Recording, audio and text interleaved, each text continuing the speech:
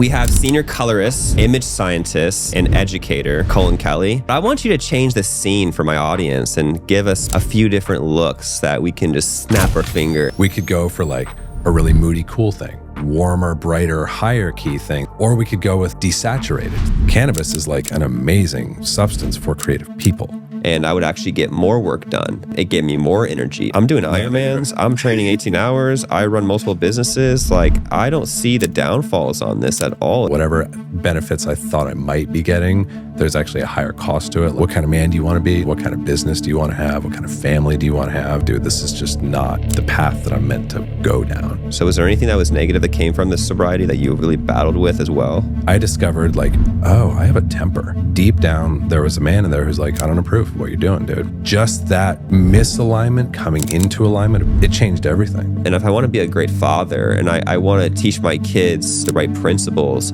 how can I look them in the face and say, you need to control your emotions when I am not able to control my emotions? I want to get into the fun stuff because I'm a business guy. You didn't do the conventional route. You actually were on your own for a long time. How do I turn my passion into my profession? You have to build a brand. It's kind of the same challenge. But if you don't have a brand, if you don't have the things that you built, you are just going to lose to people like you. So like if you delete my YouTube channel tomorrow, what am I going to do? I'm going to go share myself with the world because that's who I am. If you expect yourself to be great from the very beginning, it's not overnight. It's not 1 month. And I think so many people don't start because they want to be perfect. The thing that I think is important to recognize, business and entrepreneurship, fundamentally just being like the best personal development program in the world.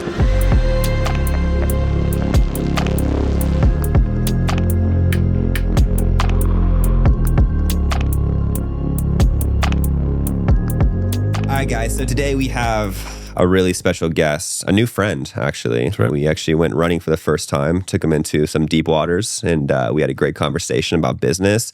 So we have senior colorist, image scientist, and educator, Cullen Kelly. I got to pump you up a little bit. I know you hate this part because you're almost like, hey. So I just have to pretend not to like. Cullen's one of the best in the industries in the colorist world.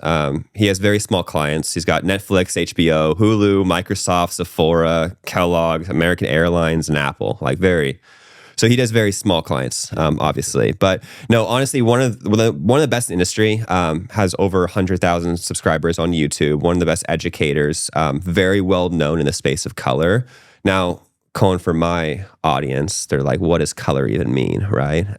And so we're talking offline, and I'm like, it's kind of hard for us to explain this, something that's visual, to explain it like verbally, right?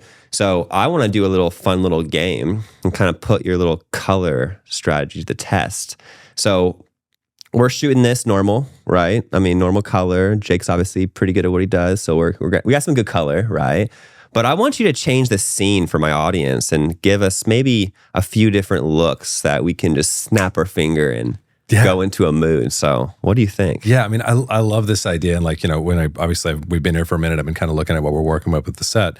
So like a couple things that you could do, like with whatever we have right now, if we think that, you know, like right now we have just kind of like a baseline, normal kind of podcast, like nice, clean look to things.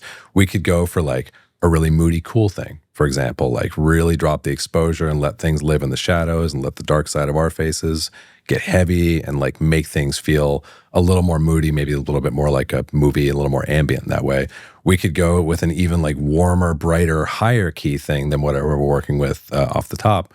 Or we could go with like a really desaturated thing and like really toothy contrast and like really make it feel harsh and edgy and more like a, you know, like 90s music video or, you know, like even feature film for that matter. Like we go any of those directions. Okay, so if you guys, and I want you guys to comment which look you guys like the best, but we're going to go back to our standard look because we can't. Yeah. Well, see what you do with this. Oh, so Jake's going a little bit moody on us. Yeah. Okay. There we go. Well, here's the cool thing, and this is a fun thing, like this could turn into a whole color podcast, but like that change right there means that like we can piggyback off of that by doing almost nothing and the look will just change. Like that high key thing that high contrast thing that we just ended on a moment ago, now it's going to bite like hard because there's like a much higher ratio in camera. So like a lot of what I do is like it's responding to what happened in front of the lens. You know? So like we wouldn't necessarily need to introduce a fourth look to have 4 distinct looks, because Jake just gave us a great look by changing the lighting condition here. Turn all the lights off. Kill him. No more lights. You know what? Let's kill the mics while we're at it too. Well, so that's the part about like your job that was so fascinating to me, because it's so important. It when the viewer experience when they see color can change the way that their emotions are when they're watching it, right? Mm-hmm. But if it's too activated and it takes them away from the film, it takes them away from what's supposed to be the thing that they're viewing, then you didn't do your job the right way. So it's almost like you get an applause for your job when it goes under the radar. Mm-hmm. But what I want to get into is we'll get into a little bit about the color stuff. Obviously, for my audience, we care more about the business side of things. We're going to dive more into that. Your audience, if they're watching this is more going to be about Cullen's story, more about the business side of it. If you guys want to go talk color, I'm not the guy to talk about color here. Yeah. We can cover a few things, but I think there is thousands of videos on YouTube.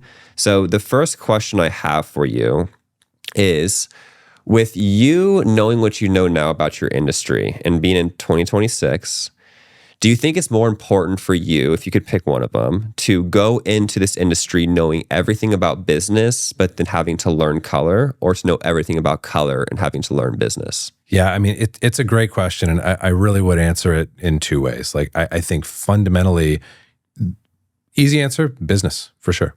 But the asterisk there, the caveat is like, you have to care. Like, you have to be really passionate about the thing, even if that hasn't yet converted into skill. Like, that's the raw fuel of skill, right? Is like, I care deeply about this thing. I'm willing to put in the time. I will put in the time until I get good at it, right?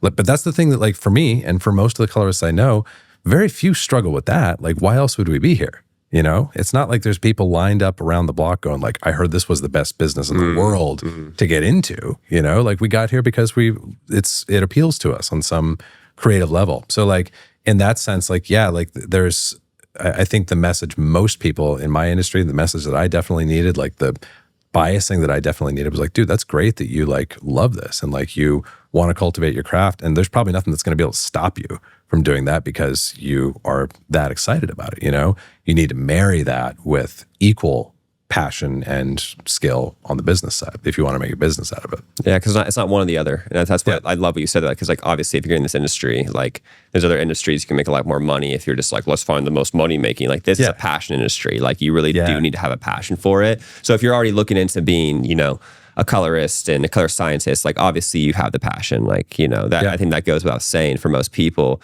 Now, most people I see will neglect the business side of it. And it's interesting because when we're talking before the podcast, I was mentioning to you that it's interesting because it's hard to even say who is the best colorist in the world, because it's so subjective. And so it's preference based too. And so I could look at something and say, I love that. It's like art, right? I look at art, I'm like, I love that. And you're like, that's not my style. I hate that style, right? Yeah. So it's all preference, but what is not is how you make the person feel, which is the client, right? And not just how you make them feel, and not just being like a yes man all the time. There's a time for that, but there's also a time, and it's relationships. I think that's what business is I always say people like to do business with me because they like to do business with people that they like. Right. And so my service could be less than, let's say, the best person in the industry. But if I make them feel a certain way, then they're coming to me and being like, oh, I enjoy doing the whole business with this person. Right. So with you now knowing the business side and you getting more into the business side more and more, because a lot of your coaching is not just color. It's also about the business side, how to get more deals. And I guess we should say before that is one of your biggest things that you were looking at is like, you didn't do the conventional route. You didn't climb the ladder and do all these post house and things that most people see. You actually were on your own for a long time. So you had to learn the business acumen. You had to learn how to build relationships, not by referrals, but by you putting yourself in there. So what would you tell to somebody right now that's watching this that maybe is an amazing colorist, but they're just like, I have no idea about business. What do I do? Yeah, I mean, I was, you could call it lucky in a sense that like, I've just always had the impulse to like entrepreneurship and to, build business. And, like I think I've been an employee twice in my life, and I was really, really bad at it. Even though like my last gig, like working as a colorist, I loved the shop that I worked for and the people that I worked for, I'm still like connected with today, but like, it just wasn't a good fit for me. Like, it didn't motivate me. It didn't light me up. So the thing that I think is important to recognize for anyone who wants to do, I think, anything in like the film or movie or advertising space is like, I'm trying to think of the right way to put it. Like you have to build a brand, essentially. Like whether or not you aspire to be like me and be an entrepreneur, or you actually would prefer to be an employee working a covetable role at a good spot, it's kind of the same challenge. Like the thing that I always find hilarious, like I remember back in film school, this was like back when I didn't know what I wanted to do. It's like, oh, maybe I want to be a movie director. And I asked a director who was teaching the class, like, how do I do this? Like, and at the time I was like, how do I get an agent? That was a big thing. For some reason I was obsessed with like, how do I get an agent? He's like, the thing is, dude, by the time you are attractive to agents, they will no longer be attractive to you because all they see is like, fundamentally, they see an opportunity to make money. But if there's an opportunity for them to make money off of you, that means you have the ability to make money. So like, it's not that as alluring as you feel it is now when it's like, oh, maybe they'll help me make money. And I feel like the same thing is true like for a lot of the people in my space who are like, no, I would like to be an employee. Like I don't see myself as a founder or a business owner. Like, but the thing is, the hireable thing for any role I've ever seen in my business is how much money can I make from you guaranteed on day one? And hopefully that offsets the cost of your salary on day one. That's just business, you know? But the thing, like we tend to focus because we see like what we're focused on, we tend to focus on like, oh, if I can just get the right work under my belt, or if I can just have the right like level of skill or endorsement from my peers, that will be the needle mover for getting me hired somewhere. It's like, they don't care about that. They just care about your clientele and whether you can, on day one, make them back the money they're going to invest in you, which doesn't make the owners of those businesses bad people. That makes them business owners, you know? Well, and a brand is so much bigger than people understand. I think a lot of people watching are like, give me the 3 tips or give me the easy route, right? Yeah. The thing about business that the most successful people will go through the fire and be willing to go through the fire because the fire teaches you more than just the thing that you're wanting to get, right? Yeah. As you go through things that are hard in business, you learn multiple lessons. And sometimes, like they say, you don't win from winning, or you don't learn from winning, you learn from losing, right? And why? Because when you're winning, it's kind of just like celebrate and let's just not think about it. But when you lose, it bugs you. It's like, what happened there? Why did I lose this client? Why did I get this gig? What was it, right? And if you're curious about it, and you also have the cojones to actually ask that question, hey, why did I lose in this, right? You are going to be so much better off than somebody who is just like making excuses. Oh, that guy is just make excuses. Oh, he got that job because of that. He got bumped, right? And so it's the mentality of the students and that's why the most successful people are still always students of the actual industry. You're a student of the industry, even though you're looked at as one of the top educators. You're considered a legend in the space too, I guess. So like, I think you might not hate that language, but for my research, legend. And so for me, it's like, I look at those things and I'm like, the reason why you're uncomfortable with that statement is because you still think that you're a student. That's right. And so you're still working every part of the business. And so I think about your brands, right? You reached out to me on DM. We had a similar mentor, and you were looking at people in Orange County. You reached out to me, and I just see your name pop up, and the first thing I read it, I'm like, yeah, you know what? And you, same probably as you probably get a million DMs from people, and a lot of it's just like, filter. Yeah. Well, I go to your page. I'm like, this guy's legit. Go to your YouTube. This guy's very legit. Let's go, bro. Let's go for a run. Like, absolutely. Like, I'd be yes, I want to go down to Newport, right? What was that reason? We didn't say one thing to each other, but I saw your brand. You put yourself out there. I think you reached out to me because of my brand as well. Yep, if I had no followers, if you didn't see who I was, if you didn't see you could resonate with me, we wouldn't have had this conversation, and then we wouldn't have now been where we're sitting right now. Right. So I think a lot of people want to say like, okay, does that mean I got to post 2 times a day? Does it mean like, do you see how it's like an easy, like they're trying to find easy in this, right? Your first YouTube video was 6 years ago, and it's long form. I mean, you got over 6 million views now, and it wasn't because you posted 1-2 videos. You never took the easy route out. I don't think most people recognize how difficult it is to actually put out content like this and how expensive all this stuff is and the time that goes into it and everything else. You have a podcast too, so you understand. And so the recipe that people are going to hate is it's hard work.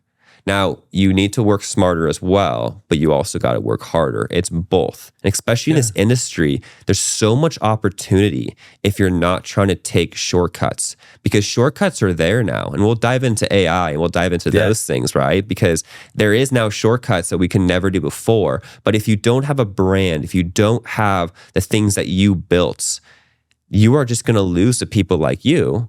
And you're going to get way more of the business because you put in more of the effort. So what would you say to, like, you have students, right, that there's probably both sides of it. They're probably like, I want to learn from you and like, let's do everything. But there's probably other people that make the excuses like, I don't think I need the brand, or I'm complacent about it. What would you say to those people about why it's so important, not even just now, but like, let's think 5 years down the road in business, like, you not having a brand while AI is here and everything else is here.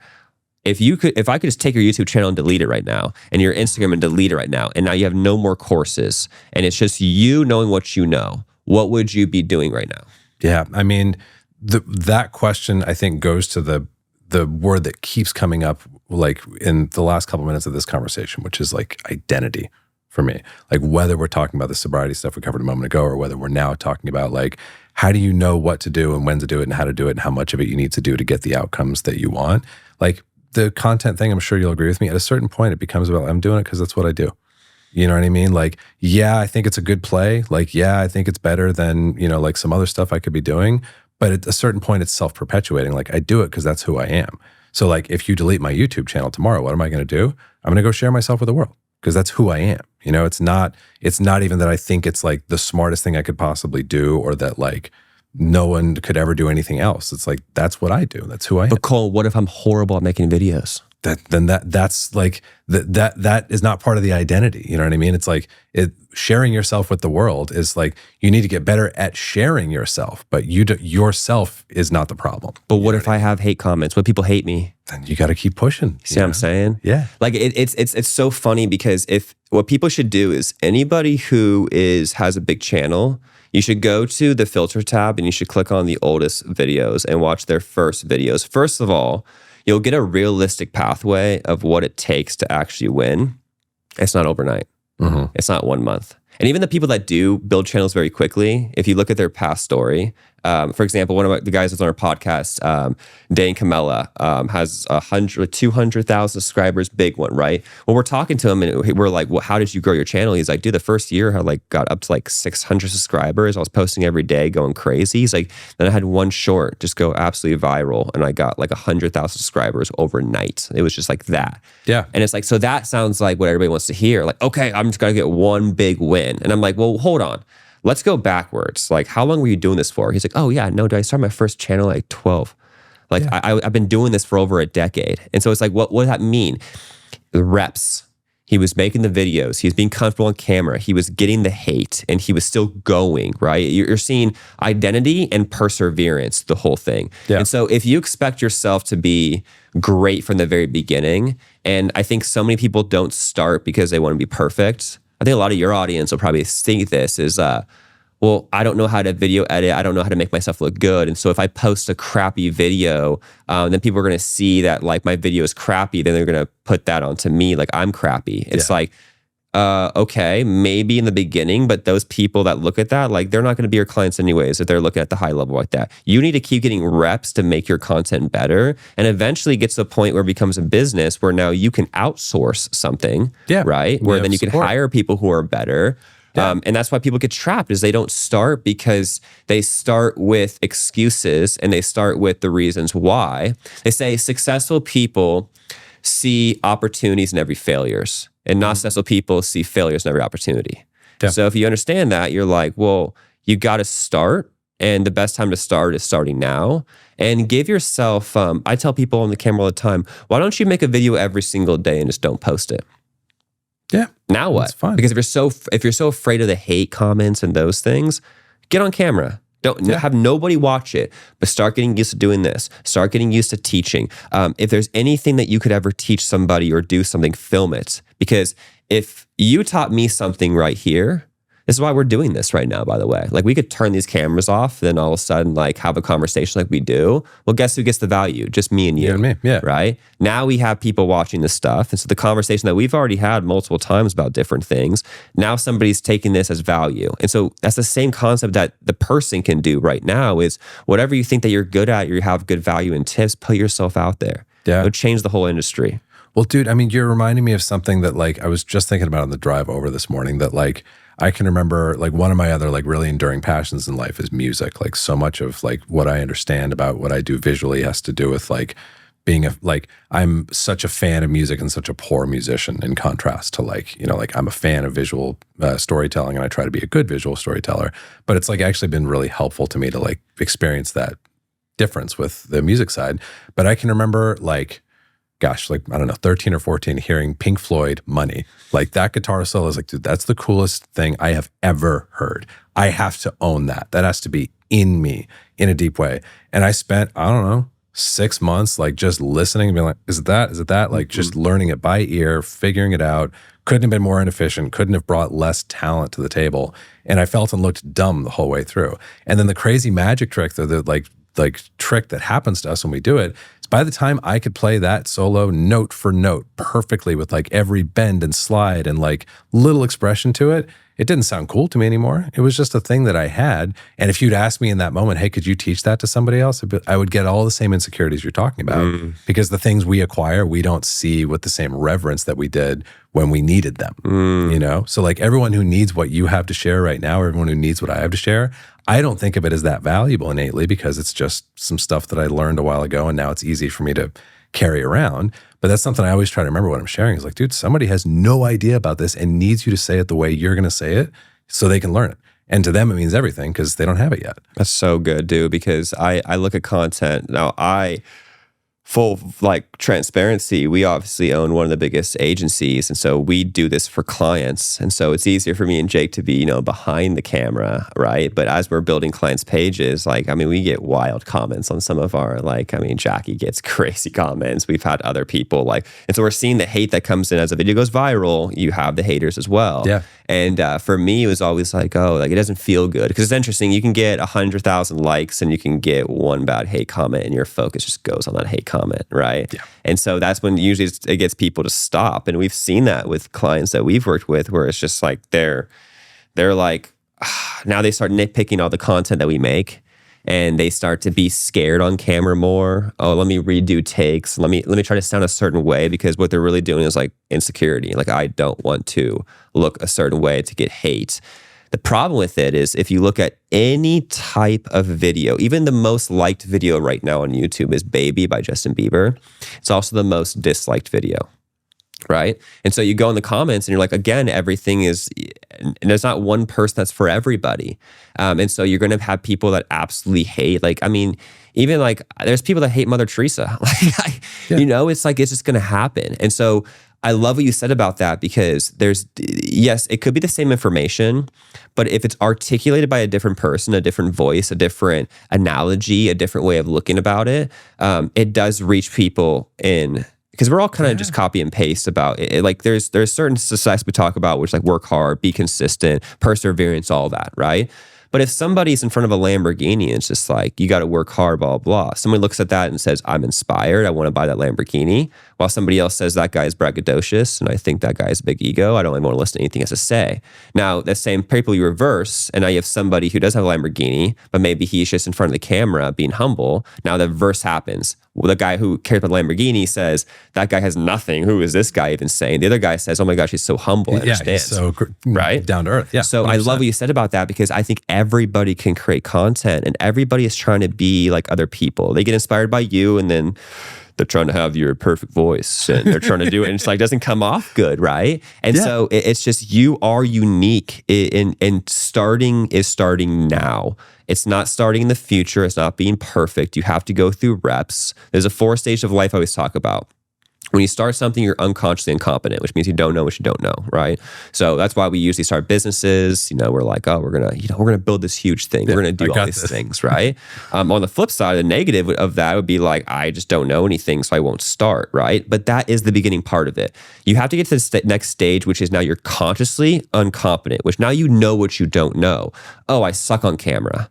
How do you know that? Well, you record a bunch of videos and you realize you say all the time. You use these filler words. You can't look at the camera and the face, and you kind of look around and you're kind of nervous, right? Well, now you know what you're bad at, so you can work on that. Then when you work on that, the third phase is you're consciously competent, which now you know what you know. Now you get to the point where you're at, because you've been doing this for so long, you're unconsciously competent, which means you can just do it without knowing. I can feed you a question about color and bam, comes to the top of your head. You don't have to think, what's the words I use? What are the things I do? Like, I'm sure we can go through a live, and you've done lives before, which is proven, right? Where it's like, you can just flow. It's not awkward because you've done it for so long, but that wasn't overnight. That was literally 6 years and multiple years before that work. And then was C's of you just working towards the whole thing. Yeah, that's it, man.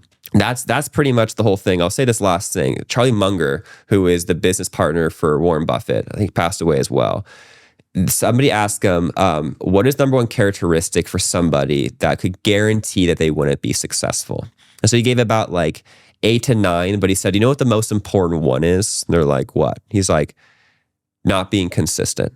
If you're not consistent, you can guarantee that you will not be successful. And you can also be bad at everything else, right, that I talked about. But if you're consistent, you have a chance of actually winning. And so the consistency is the most important part, because I think the enemy of consistency is perfection. And some people are like, I don't want to start because it's perfect. I don't want to put this out because it's perfect. And it will start to become perfect as you get the reps and you start to become unconsciously competent. Yeah. But you have to go through those 4 stages. Well, like, here's how I think about it too, is like, I really do believe this for like anyone who's listening, anyone who wants to do anything in this world today. There are more people who need exactly what you do and the way you do it out there in the world than you will ever be able to serve.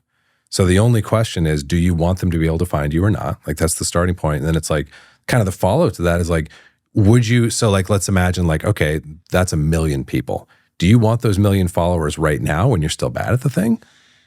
This is the time. Like, this is when you get to put in those reps. And when it's, and like, they like pair so nicely. Like, as you develop the competence you're talking about, then you develop the people in the audience who are like, I love what this guy has to say. It's easy for me to see the value that he has to share. Like, it's the perfect order. You wouldn't like, what would be the most overwhelming worst thing in the world is to be like, hey, I'm going to, drop 1 million followers in your mailbox. Like, I don't know what to do with 1 million. I don't know how to take care of these people. So good. So like, whatever the audience is today, like, I know how to take care of my YouTube folks. They've been growing with me for 6 years. Yeah, dude. Oh, that's so good, because there's, I was talking to one of my coaching clients, and he was having a whole hard time with the whole thing with, he knows how to make a lot of money, but then he makes a lot of money, and then all of a sudden things go wrong. So what does that mean? Fulfillment, right? And so the whole time he's like, dude, I don't know, like I got $1 million, and all of a sudden, like, then all of a sudden the clients hate me and everything is breaking. And I told him, I said, it's not how much you make, it's how much you can carry. And so he didn't understand that. I was like, let me give you this visual. Imagine that there's $1 million in cash above your head, right? And you're underneath it. And all of a sudden it's going to drop any minute. And when it drops, whatever you can grab out of the air, you're going to keep of the $1 million. Now, how much would you be able to grab? And he was like, I don't know, a few $100s. I'm like, exactly. And so what you need to do is, you know how to make that money rain down, but you need to create a system, a bucket underneath you that when it does drop, it falls into it so you can keep it. It's not how much you make, it's how much you can carry. And more importantly, in profit, it's how much you can keep, right? And so people really don't understand that. I love what you said that, because the pressure of somebody watching this as no subscribers, they have nothing, they don't want to get started, and they're like, I just want to be like Cullen, right? Yeah. It's like, okay, let's give you the YouTube channel. Yeah. It's like, that would crush them. They probably wouldn't post. Yeah. Right? They'd be like, oh, they probably delete it. Like, oh no, I just sound horrible with that, right? So I love that, because again, it's the beautiful thing about being a business owner, an entrepreneur, is when I got into it, I think most people do it this way, is it's about the money. I want to have things, I'm materialistic and everything else. I started realizing that, like, every time I got hit with a roadblock and I was able then to overcome the roadblock, I became a different person. And if I sat across from myself 5 years ago, 10 years ago, 15 years ago, it's all different people. It's all different perspectives. It's different confidence. It's a different strategy. It's a different way of looking at life. And it's interesting because when I was getting mentored at a really young age by people, I was asking stupid questions that were exposing myself, like, how can I make $1 million? And they're like looking at me and they're like, they don't know how to answer that question, because it's like, even if I had that answer to it, I wouldn't want to give it to you because it would crush you. Yeah. And so I love how you said that way, because for me, it's like that is the process of how can you get through the hard times, and it's consistency and perseverance. Yeah, that's right. So let's get into the roots of what has developed you as the man you are today. So let's get into your early life. I do want to start with you, where you grew up, and then, how your childhood was, and let's kind of get into that. Yeah. So, I mean, going back to the beginning there, like I was born in Georgia and grew up in a place called Douglasville, like pretty small place. I have a lot of fond memories of it. Like we lived in the woods, and I remember like the way my parents had it set up, like we were on, I forget how many acres, but like tons and tons of acreage that our house was situated on. And then there was this really deep valley that you could go down and climb back the other side of. And my grandparents lived right on the other side of it.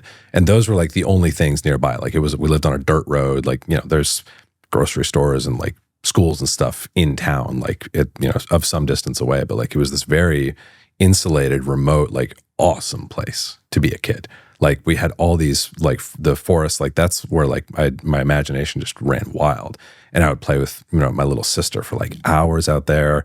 It was very like, we were like free range kids, because there's not like urban danger or a lot of things it's like, hey, like don't impale yourselves on, like a splinter or something like that. But other than that, it's like pretty safe for our parents just to cut us loose. So I have really fond memories of like growing up in Georgia and just like letting our imaginations run wild and making up crazy stories and like adventures and things like that. That's amazing. Those woods. I mean, it makes sense on what the creativity came, because as a kid, like you just see we have young kids and we see that their imagination just, when you allow them to, it just kind of goes wild. It was crazy. And it allows me also to be a kid again, to see like, they look at things I've looked at a million times so much differently, like a trash truck, right? My son loves trash trucks right now. Yeah. I'm like, I love trash trucks, right? They used to be a nuisance, but they're now the coolest thing in the world to me. They're a very important thing. They're the best thing in the world, man. Yeah. So there's something that happened at the age of 7 I want to dive into, where you actually moved from Georgia to a town near Boston. So let's get into that. What was the reason why you moved, and what was that look like? Yeah, so it's a crazy story. So my mom is a super impressive lady. She had 4 kids and then decided she was really called to be a doctor.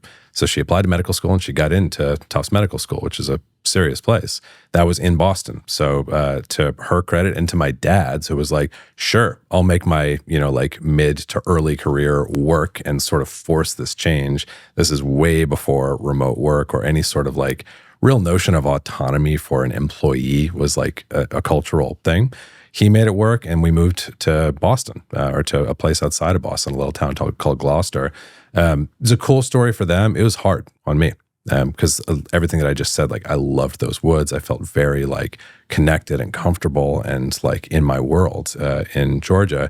And we moved from that to like this very cold, like basically fishing village. You ever see the movie The Perfect Storm? Yeah. The Perfect Storm is set in Gloucester, where we lived. So it's like that kind of vibe, like just very blue collar. Like our favorite story about moving up there is like my dad's talking to one of the neighbors and he's like, yeah, we're kind of uncomfortable. Like we're really new here and we feel like we haven't really gotten plugged in yet. And the neighbor goes like, oh, don't worry about it. We're new too. How long have you been here? Or my dad goes, oh, really? How long have you been here? They're like, oh, we've been here 20 years. It was that kind of place, like generations of people that were just there. So it was very fish out of water for me and for us, and like just a very different culture, like the South, and like culturally people are much more open and warm, and it just wasn't the same thing when we moved up. What was the biggest thing that you would say was the actual difference in terms of you being a child with like the surrounding and the people? Yeah, I mean, I just remember like, by the time we'd left, I was in elementary school, but like it was like I knew all the kids and the families were all, kind of close. And like, I remember like I loved my kindergarten teacher and stuff. And I just got dropped into the public school system that like, I was dropped in there. My parents were like, this ain't it. Like, this is just a bad fit. So then they put me into a private school there. And it was just, dude, like everything is harsh and cold. Like recess at this Catholic school where I went to, it was kicking a ball in a parking lot. Like there's no grass, no playground, like just like playing kickball basically. And these kids are like, it's a rough and tumble blue collar, like the Boston cliches, like no shade to Bostonians, but like it was a like rough and tumble place. I remember this kid, like I talked back to him at some point and he was like giving me hell for being a new kid. He comes up behind me, like headlocks me, and he's got a sharpened pencil, took it right down, like scraped it across my eye, almost took my eye out. Jeez. And great detail there. The teachers didn't even find that to be like significant enough to call my parents or be like, hey, there was a little scuffle at school today. They just found out when I came home and I had this gash in my eye. They're like, what the hell happened to you? Yeah. So it was a rough place. It just was not very inviting or welcome. And I like very quickly kind of retreated into a shell that I didn't even know I had before that point. So when you were in Georgia, did you feel like you were, because as a kid, like that's why it's so shocking is as a kid, your environment and safety is so important, and more so like consistency, like knowing that like, you have consistent places to go to and all that, right? Yeah. Then when you move, everything kind of changes and now you kind of feel like you're on your own. So what were the emotions as a kid that you had to become more scared? Do you become more reserved? Like what were the emotions that then you had to learn going to Boston? Yeah, 100%. Like scared, reserved, withdrawn for sure. Like I now as an adult can recognize that I was clinically depressed, like that. And that's a weird thing that, especially at that time, like the idea of kids with like mental health challenges was just like, oh, kids don't get mental health problems. Adults get mental health problems. Kids actually are more prone to mental health problems because we know this from our kids, they experience everything more than we do. So even like any adaptations that we as grown adults might have to the same circumstances today, I didn't have those. I was like a wide open, like I feel like I had no emotional shield. So I absorbed all that stuff and just became like fearful and withdrawn. And like for the first time in my life became like the quiet kid that I was for like the rest of the time we lived there. It's interesting because as adults, they'll look at kids at that age. And so if you had an adult that saw you at that age, they probably think like, oh, you're very unemotional. You're very quiet. You're very that. And it almost gets celebrated where it's like, wow, he's able to handle so much trauma and he's such a good kid. He's not crying about it and all that stuff. And actually the kids, when they're that young, when they are showing the emotions, that means that they're comfortable with what they'll do. Kids at a young age learn that if they can't show the emotions to the people, it means they don't trust the people around them. And so they go internal.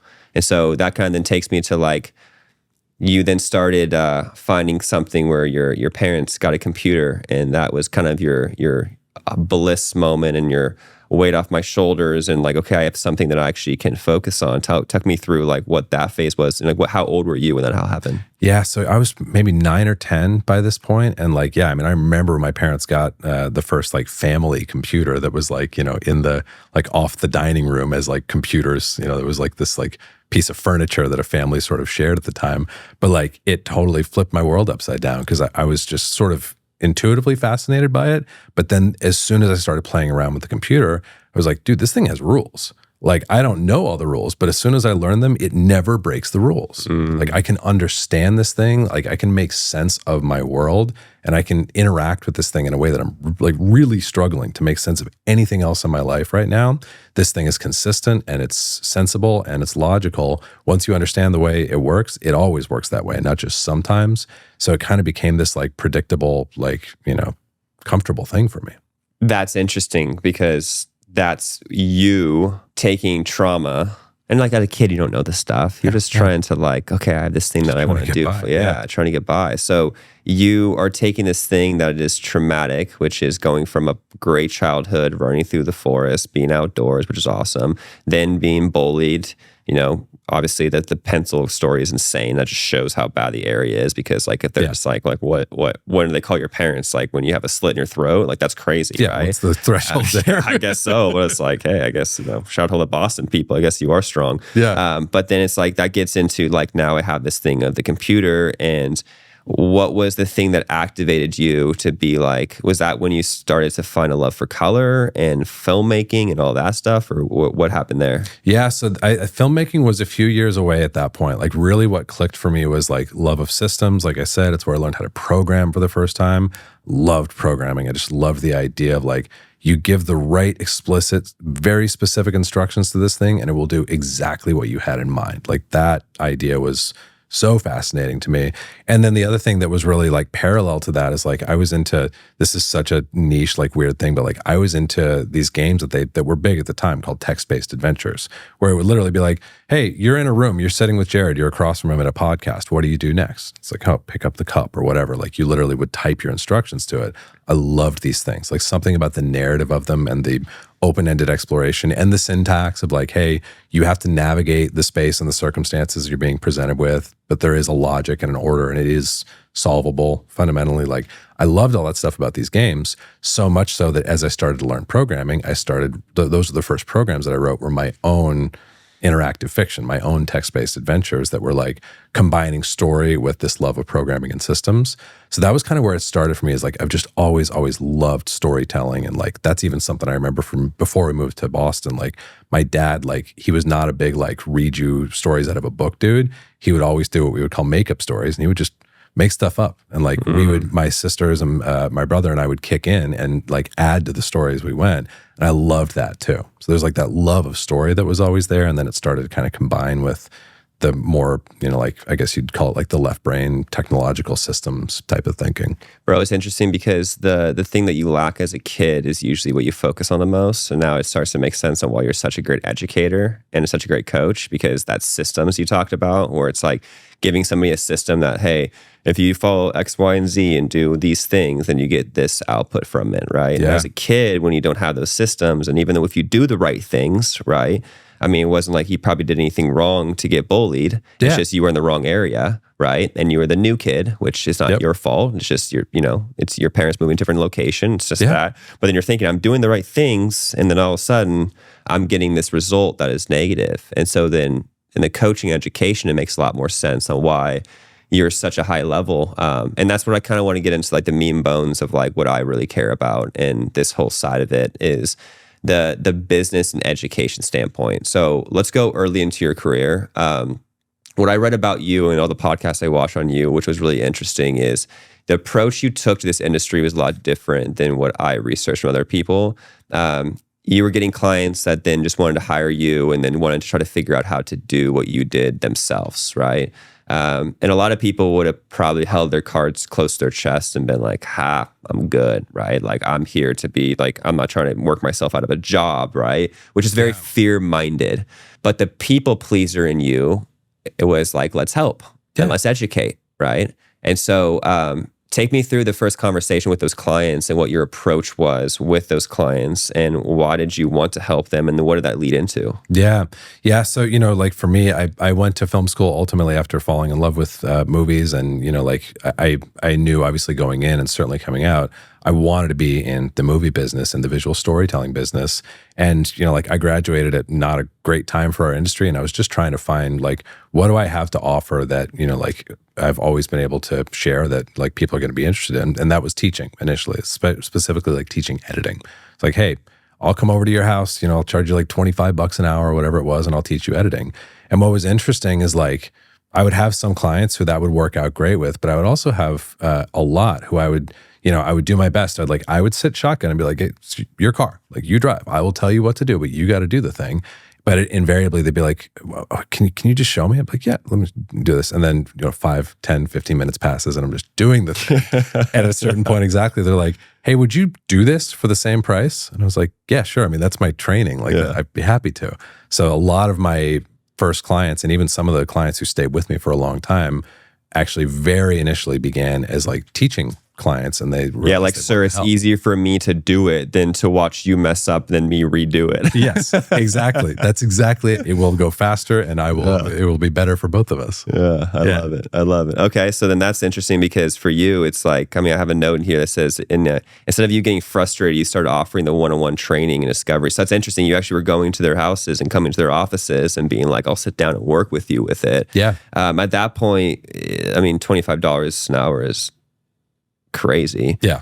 So was it just more like let's just react and let's just like do this? Or I guess the first deal was somebody calling you and being like, can you just show me? And then you're like, yeah, I guess I'll charge. Like, what was the pricing structure of it? Yeah, dude, I had no clue. I mean, this is stuff that like I really wish, of all the things that they teach us in high school, I got zero business or entrepreneurship education. And even like, forget high school, I went to film school. Like, my parents paid for me to go to film school. And the amount of emphasis that was given to like, here is how you start and maintain a successful business as a creative professional got such little attention compared to craft, which the craft is the fun part. Like, and it's important. But like, I got so little of that information. So I was just guessing. I was like, dude, I know I got to charge something. Like, I got to eat. Like, I'm not in college anymore. I can't keep like letting my parents pay all my bills here.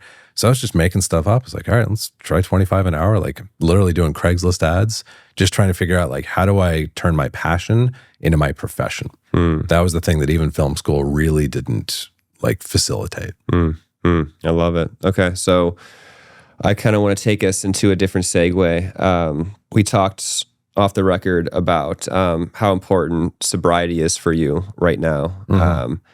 And so obviously we're going to go back probably to high school. And it kind of makes sense about the trauma and everything that was happening. But take me through like your journey of sobriety. By the way, congrats, 6 years of being sober. Amazing. But let's dive into that more, where it's not just, because I don't want to say just congrats, like it was easy. Yeah. Right? I think it's still a daily struggle to make sure that you still become the man that you are.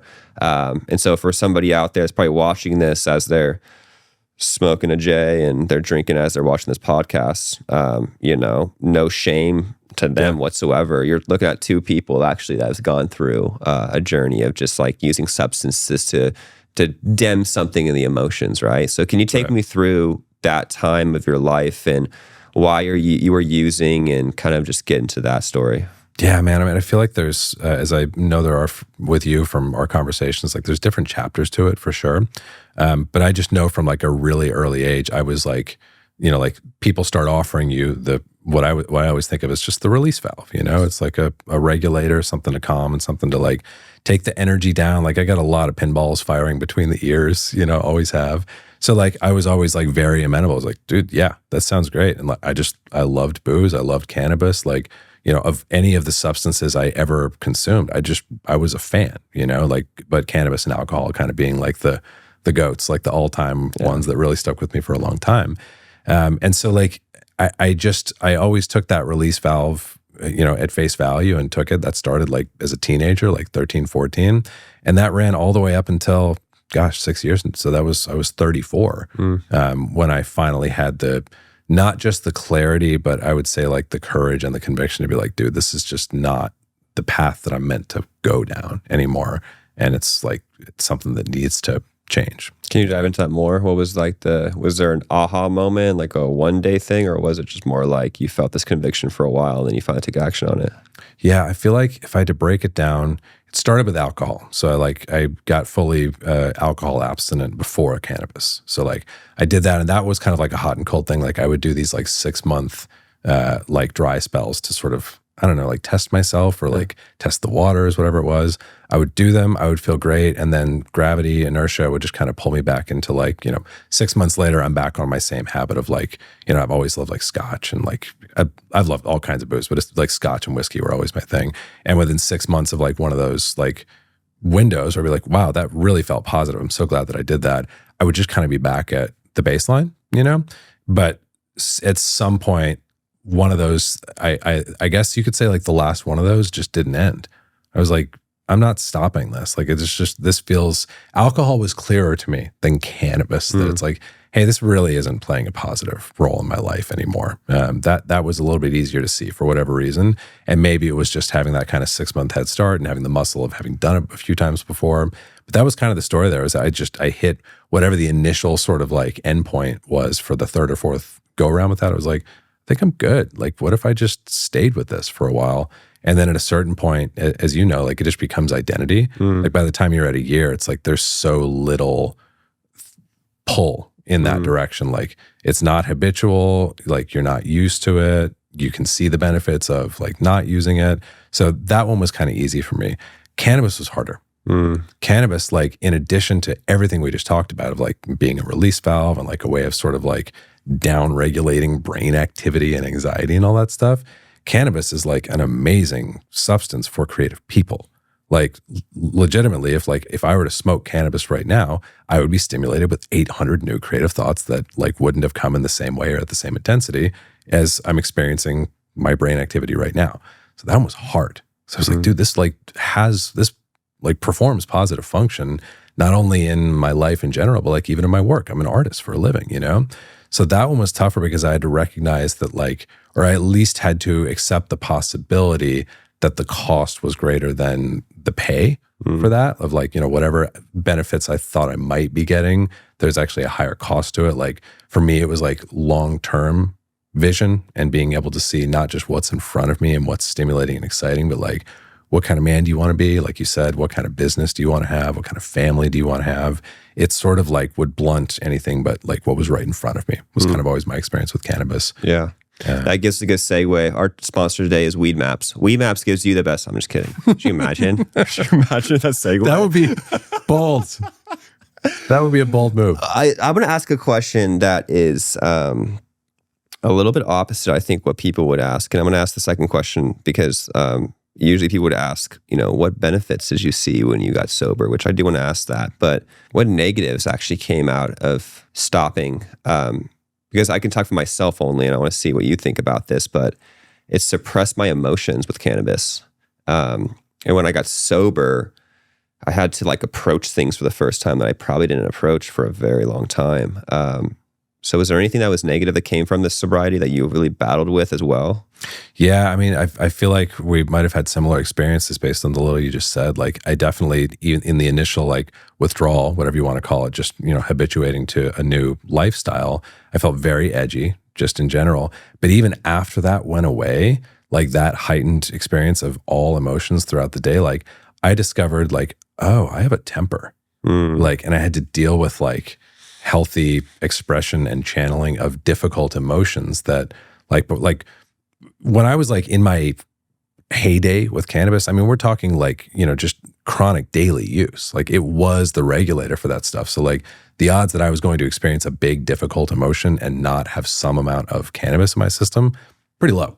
Yeah. Like I was dosing myself quite uniformly, you know? Yeah, that's what they said. I heard somebody say, like, I don't know why they don't ban alcohol. They should like keep cannabis and ban alcohol, because if someone gets in a car accident on alcohol, they start punching the person. But if someone gets in a car accident for cannabis, they just hug them. Yeah, that's it. That's it. You know, and I get it. And like for me, it was like, it was hard to see. Like I get what you're saying about the alcohol was easier to let go because it does change, you know. It's interesting how they call it like spirits, right? Yeah. Because it really does feel like it changes people's spirits, and like you get somebody intoxicated and like they become a whole different person. With cannabis, it was interesting for me because it was almost like I felt like I was the same person. And some people would think like, oh, like, you know, were you just high all the time? It's like when you use that much, it almost just like regulates, I want to use that word slightly, but like regulates your emotions for what you think it is, because you know, I don't feel high. You're not high. Yeah, I can fully like, I mean, you look back at all my old Zooms and interviews and things, like I'm on cannabis at that point, and you would never know. Like you would look at me now versus look at there, and you're like, that's the same person, right? Yeah. It was what you're talking about, where there's a million things in your head and you just have to focus on one thing. And it's interesting for the creative side of it, because that allowed me to not think about the business side of everything and then just smoke, and then all of a sudden just focus on what's in front of me. And I would actually get more work done it gave me more energy. And I think some people, it does the opposite, where it's like, hey, you're on the couch the whole time. And so for me, I'm hearing people like, don't smoke weed because you're going to be lazy. And I'm like, I'm doing Ironmans. I'm training 18 hours. I run multiple businesses. Like, I don't see the downfalls on this at all. If anything, if I don't do it, I become irritable. I become angry. I become these things.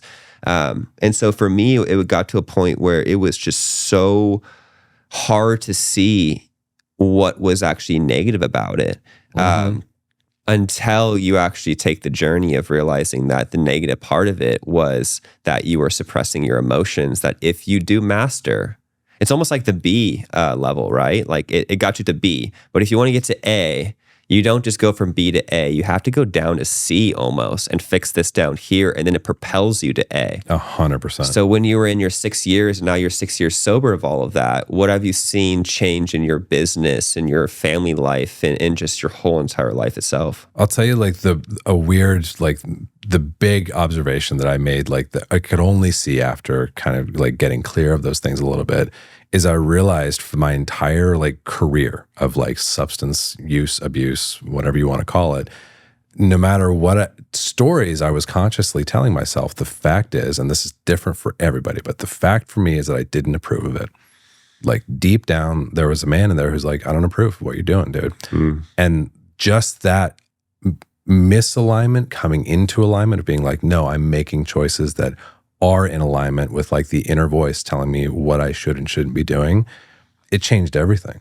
I mean, it changed like macro level. Like that's really like my business and my like, YouTube channel and all that stuff. Like none of those things would have happened, and they didn't even move until I chose to, make those hard decisions.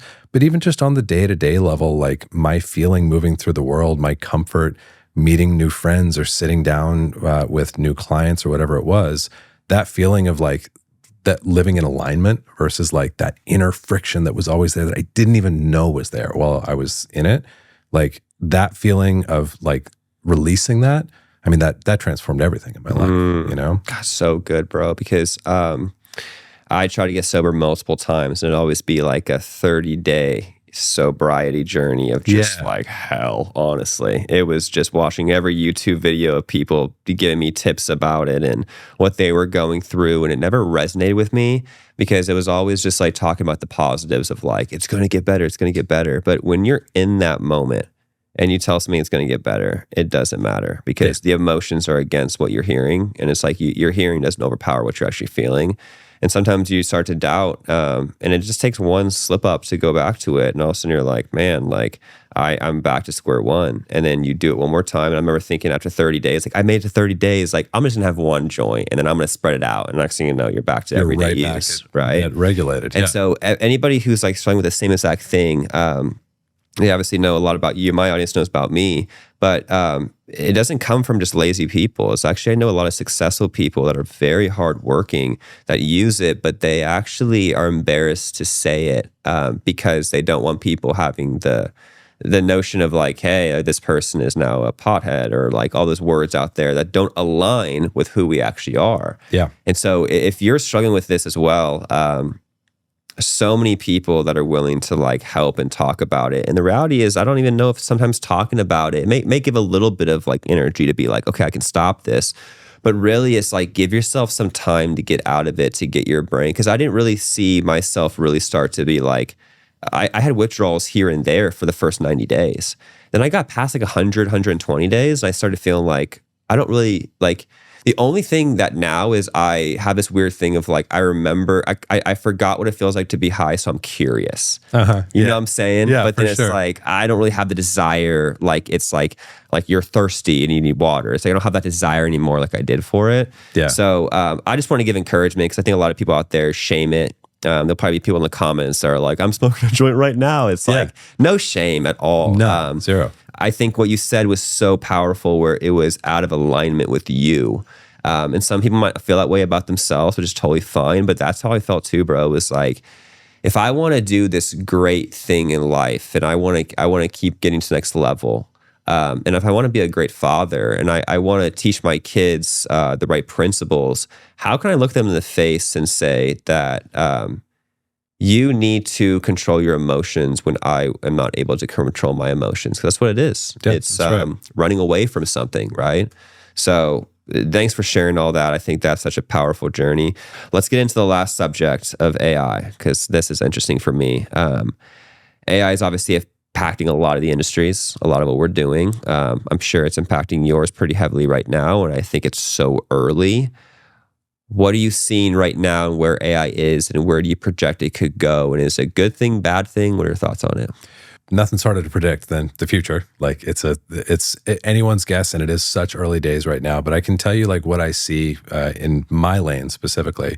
So I think the biggest thing is there's a tremendous, I think this is true for a lot of fields and types of people, but anybody in any kind of creative application or profession right now is like freaked out. That like, you know, we're looking at generative AI and like images and sounds that are being, you know, created by these AI platforms and thinking like, does this mean my days are numbered? Does this mean my valuable thing that I've spent my career cultivating is going to start becoming less and less valuable until I can no longer feed my family? I think what's interesting is that there's so much focus on that, which I happen to believe is a complete boogeyman for reasons I'll go into in a minute. Meanwhile, when you're placing all that focus and emphasis on that area, you're missing the massive opportunity to grow in every other way. Like and this isn't just in my field, this is everywhere. Like, so there's so much cultural emphasis on like creative origination, like via AI, which I believe it will never, like that's just not what the technology seems suited or adaptable toward. Meanwhile, what it's incredible at is basically everything else. Administration, like helping to develop copy, helping to do like time-consuming things faster. We were talking about like building landing pages and coding up things that like we all have to do as business owners. Being able to do those things at like 10x or 100x pace at like no cost, like you don't have to pay someone anymore. Like it's incredible, and it's nothing but good news at the moment. But there's so much like anxiety about an application that at best is unproven and at worst is never going to come to pass anyway, that we're not even seeing all the benefits, you know? Do you think it's people fear because, again, they're wanting the easy way? Because I think about the landing page aspect of it is like that allows somebody to promote themselves faster, which then gets them in the right people's hands faster. So I think it's more of a benefit versus right now you see the people that are dominating the industry have all the relationships and they have all the different things, but there maybe is those people that are extremely talented that are behind the curtain a little bit that now have the opportunity to elevate because now for the first time, we're about to be on an even playing field for those marketing things, right? Yeah. Yeah, I think that's a piece of it for sure. I mean, we have talked about this as well too, but like there is an equalizing force in play there that like, I actually believe this will help equalize and, you know, like promote quality of ideas and quality of offer, whatever that might be, whatever lane of business you're talking about, because all the other barriers are being sort of leveled out. Like anybody can, if you have a good message, if you have something of value to offer, it's easier than ever, especially with AI stuff, to find the people who are interested in that if you have it. And if you don't, then there's a lot more competition for you from people who do, you know? Yeah. I think the leverage in AI right now is how you can use it and be a better prompter. Which ultimately is being a better leader of it, right? If you think you're just going to click one button and it's going to just solve all your problems for you, it's just not how it works. It's understanding how to use it more efficiently, and it's a tool. It's like when the farmers got the tractor for the first time, they're all freaking out, like, oh, our jobs are gone. It's like, no, that just actually allowed them to do a different job more efficiently, but then the whole world provided, you know, more crops and more things and more turnaround, and the manufacturing is better. It's just like all those different things are, you know, a benefit. So we're at a very interesting time. I'm going to be excited to look back on this podcast in a few years and be like, wow. We'll see how we did. Yeah, we'll see if we can just change everything and make me younger and make everything, you know, we'll make the color perfect and we'll go through all the different, I'll make me Jack, dude. Give me some traps for the first time, you know what I'm saying? But no, I love it. The goal for this podcast with you was, because I was reading some forums and a lot of people have questions, you know, like they always do. They've always been burned by people. And a lot of people are like asking like, dude, is this guy legit? Is he real? And I've been able to spend time with you and, you know, in private and be able to actually like learn about you and, you know, where you came from. And so I think a lot of people, they think that you just got your fame like this. But I hope for this podcast that they could hear your story and understand that the reason why you are an educator and you coach people is because you really do care. It started from trauma, and it's now led into you being an educator and somebody that is actually doing it for the right reasons, not just to make a buck, not just to make money. And so when I was reading all those different forums, I'm like, this will be perfect, because there hasn't been a podcast about your story and who you actually were. And so I hope the people that are interested in getting into your course or your coaching or, buying anything that you're offering understand that when I think about you, I think about you're authentic. You get what you get, what's in front of you, and you're vulnerable. I think if you weren't, we probably wouldn't be talking about our drug and alcohol use and all the different things, right? So before we end this whole thing, I want to ask you, where can people find if they want to get coached by you? What are you offering? Do you have different products online? Obviously, they can go to cullenkellycolor.com, but what's a better way for them to find you? Yeah, that's a great way if you're looking to see, like specifically like stuff that I've got that you maybe heard about and you want to check out more.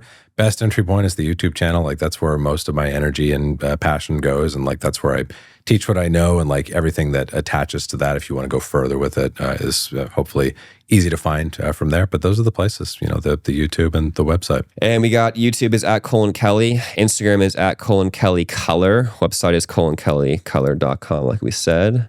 And bro, I appreciate you. I'm looking forward to us just keep building a relationship and talk more business and how we can just keep impacting the industries that we're in. So I appreciate you, man. Hey, thank you, man. And I'll just say, like, as we wrap, like, I feel like the thing that we connected with when we first met up in person was really the idea of business and entrepreneurship fundamentally just being like the best personal development program in the world. 1,000%. Like I know that's how we both feel. And like, I think that's the reason we enjoy having any conversation, this one or any of the others that we have. So 100%. I'm glad we can just record this whole thing so everybody else can see it, but we're going to have a lot more of these. So we love you guys. As always, comment anything. Obviously, beginning of the podcast, we're going to be changing the color and all the vibe. I want you guys to comment, which vibe you guys like the best. Subscribe, turn on bell notifications. Jake, is there anything else I'm missing? Is that everything? I guess I love you guys, and we'll see you next episode.